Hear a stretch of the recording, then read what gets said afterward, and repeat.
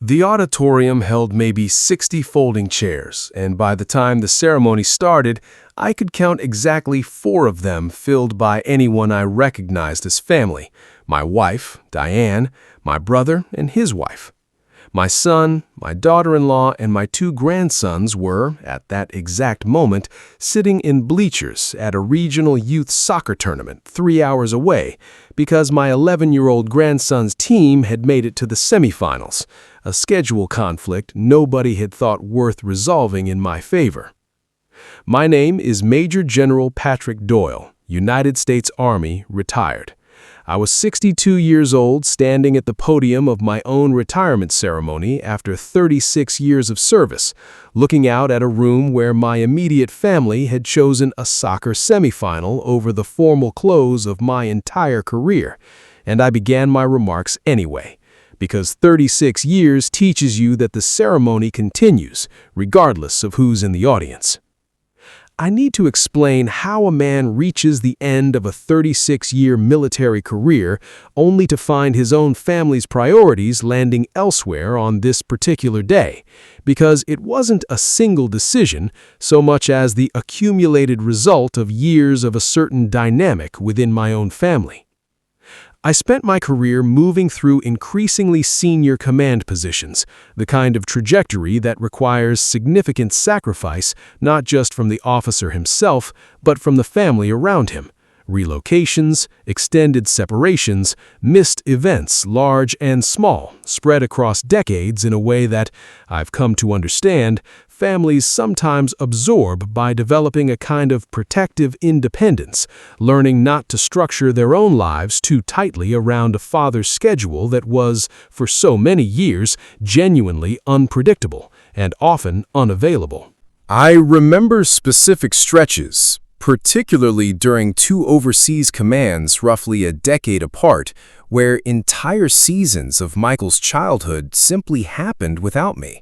Birthdays celebrated over crackling phone connections. School events I heard about secondhand, weeks after they occurred. I don't think Diane ever resented me for this, understanding it as the genuine cost of the career I'd chosen, but I know it shaped Michael in ways that took me years to fully appreciate, teaching him, essentially, to build a full life that didn't depend on my presence. Because for large stretches of his childhood, my presence simply wasn't reliably available, regardless of how much either of us might have wanted it. My son, Michael, grew up primarily during my most demanding operational years, deployments and extended training rotations that meant I was, by necessity, absent for a significant percentage of his childhood milestones. Diane managed the bulk of parenting during those stretches, and I want to be honest that Michael's relationship with me, even now, carries some of the natural distance that develops when a father is fundamentally less present than he would have chosen to be had the career allowed for something different. I don't say this to excuse what happened with the retirement ceremony, only to explain the broader pattern it emerged from. By the time I reached the more senior, less operationally demanding years of my career, the family dynamics had already settled into shapes that proved difficult to fully reshape. Michael building his own family life with a kind of deliberate stability and presence that I recognized, even admired, as partly a direct response to his own childhood experience of my frequent absence. The retirement ceremony had been scheduled for months, the date locked in well before the soccer tournament brackets were even finalized. When the scheduling conflict became apparent, roughly 6 weeks before the ceremony, Michael called to explain the situation. His son's team had unexpectedly qualified for a tournament that conflicted directly with my retirement date, and he wanted to know if there was any flexibility on my end. I want to be honest about how I handled that conversation, because I don't think I handled it as well as I could have. I told Michael, perhaps too quickly and too definitively, that the ceremony date was fixed, set by the Army's own scheduling requirements involving numerous senior officers whose calendars couldn't easily be rearranged, which was true, but I also didn't push very hard to explore whether some other family accommodation might be possible. Whether Diane's grandson watching remotely or Michael simply attending alone while his wife took the boys to the game might have threaded the needle differently. Some part of me, I think, had already resigned myself to a familiar pattern, the assumption that my career's demands would once again lose out to my family's more immediate, present-tense life, an assumption built from years of similar, smaller conflicts where I'd learned not to expect my own professional milestones to take priority in my son's scheduling calculus. Michael called back a week later to confirm that yes, the family would be attending the soccer tournament instead, framing it as a difficult but necessary choice given how much the tournament meant to his son, an explanation that was completely reasonable on its own terms, and that I told him, genuinely, I understood.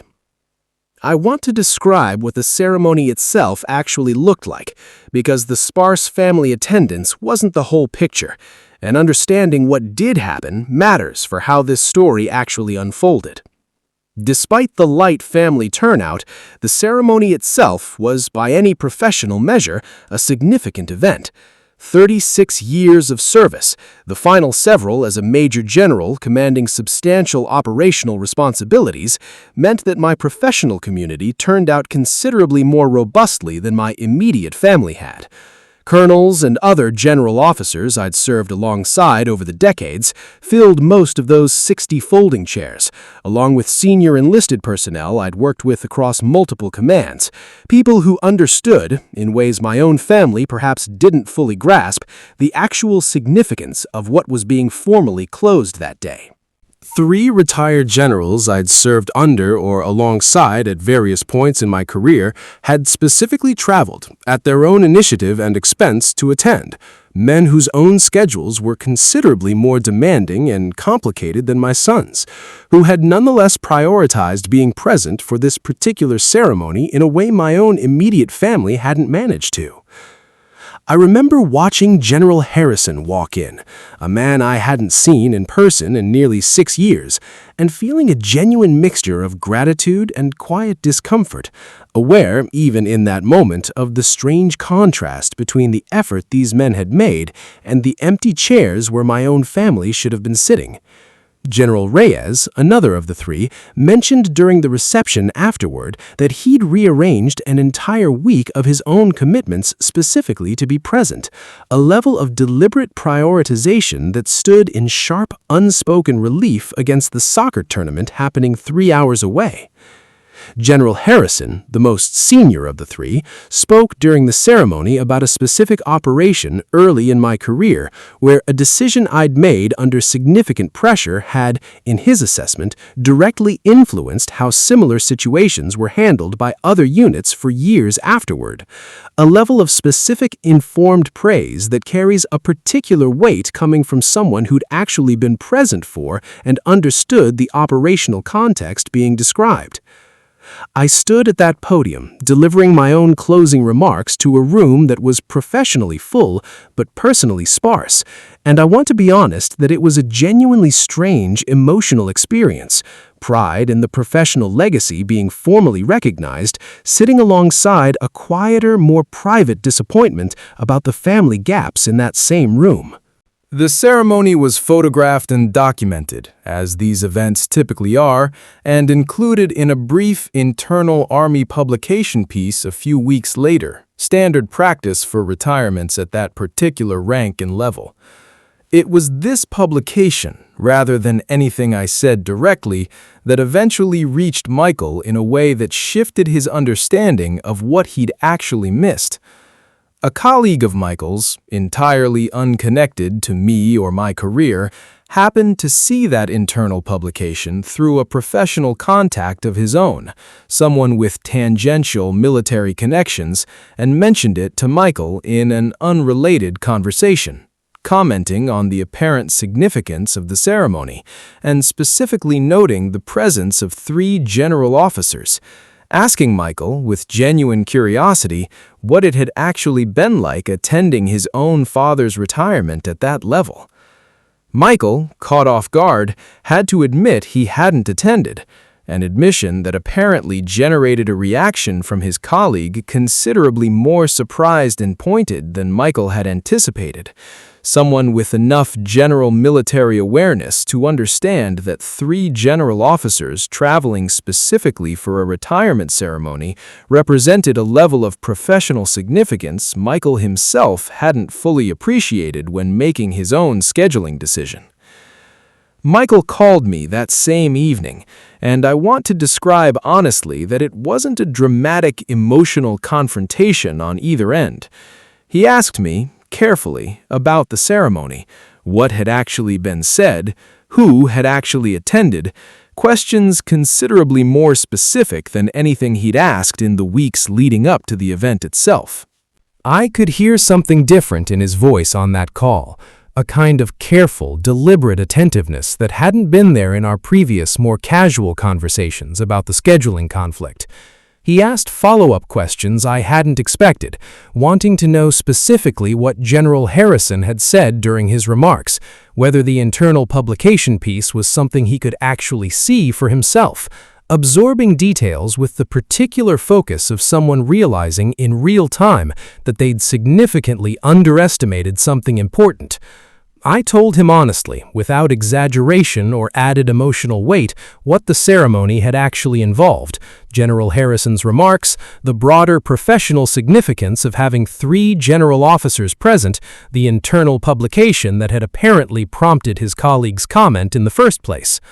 Michael was quiet for a long moment on the phone, and then said something that stayed with me, that he genuinely never fully understood the scale of what he'd actually been choosing between, that in his own mind he'd been weighing Dad's retirement party against my son's soccer semifinal, a framing that once he heard the actual details of who had attended and why, felt considerably more lopsided than he'd appreciated when actually making the decision.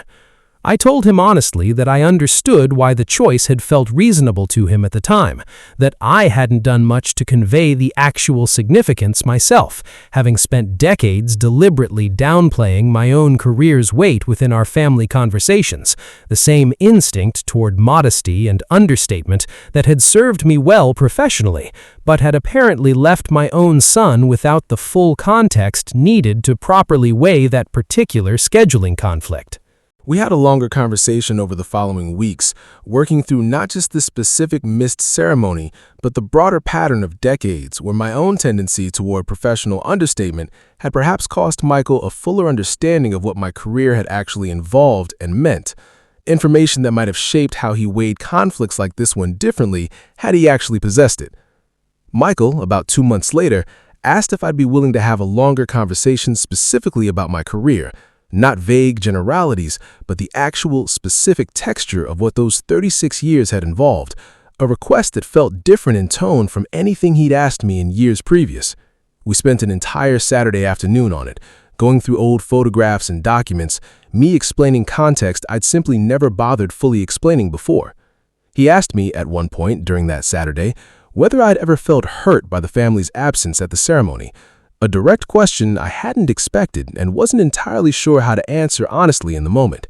I told him the truth, that yes, some part of me had felt it, standing at that podium, even while another part of me understood and accepted the reasoning behind the choice, 2 feelings that had simply coexisted uncomfortably, rather than resolving into anything simpler.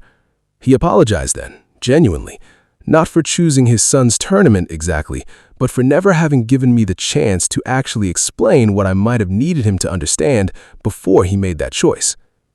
I don't hold any real resentment toward Michael for the original decision. Soccer semifinals matter genuinely to an 11-year-old, and choosing your own son's milestone over your father's isn't an unreasonable choice on its face, especially when the father in question has spent decades deliberately minimizing how much his own milestones actually mattered. If you've ever let your own habit of quiet modesty leave the people who love you without the full context needed to properly weigh you against life's other genuine priorities, I hope you hear this. Downplaying your own significance can look like humility, but it can also quietly cost the people closest to you the information they'd actually need to choose you when choosing actually matters most.